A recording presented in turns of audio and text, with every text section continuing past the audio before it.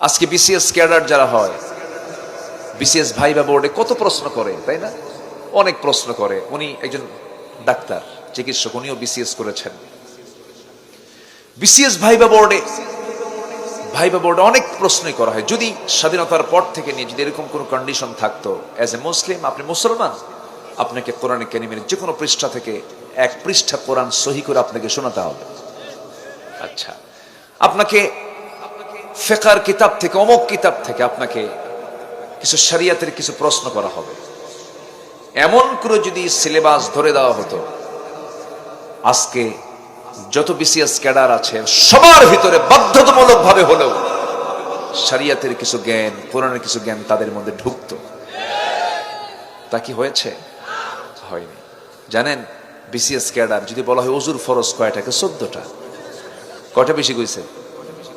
10টা বেশি কইছে, কম না। এরকমও আছে। যা হচ্ছে নিজস্ব প্রচেষ্টায় হচ্ছে। যারা করছেন এটা নিজস্ব প্রচেষ্টায় করছেন, কিন্তু বাধ্যবাধকতা করা হয়নি। এটা রাষ্ট্রের চরম একটা ব্যর্থতা। কারণ বাংলাদেশ গোটা পৃথিবীর দ্বিতীয় বৃহত্তম একটি মুসলিম জনপদ। এরকম করে জাতিকে সুকৌশলে বিভিন্নভাবে কোরআনকে দূরে রাখা হয়েছে, জাতি থেকে কোরআনকে দূরে রাখার চেষ্টা করা হয়েছে।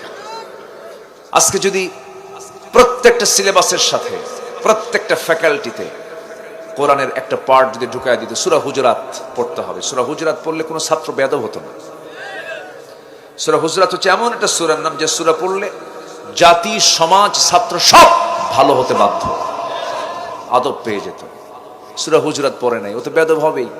মাঝে মাঝে ছাত্রই কয় ভার্সিটির শিক্ষককে বলে, স্যার সোজা হন, কিন্তু একদম সোজা করে ফেলবো। আসলে এরকম আছে না? ছাত্র শিক্ষককে পিটায় না, শিক্ষক ছাত্রকে পিটায়? ছাত্র শিক্ষককে পিটায়, কয় স্যার সোজা হন। এই যে একটা সিচুয়েশন, এই যে একটা উচ্ছৃঙ্খল পরিবেশ, এটার মূল কারণ হলো এই মহামূল্যবান গ্রন্থ কোরআন থেকে জাতিকে দূরে রাখা হয়েছে। আসতে বলেন জোরে কোন, ঠিক কিনা? কোরআন আমার আপনার ধরার দরকার আছে না নাই? এক জায়গায় না সব জায়গায়? এক জায়গায় না সব জায়গায়? সব জায়গায় ধরতে হবে। কোরআন তো একটা মূল্যবান কিতাবের নাম। এটা যে জাতি মানবে, আল্লাহ সেই জাতিকে সব দিক থেকে বরকতে ধন্য করবেন। জোরে কোন আল্লাহু আকবার। আমরা মানবো কোরআন, জোরে বলি ইনশাআল্লাহ।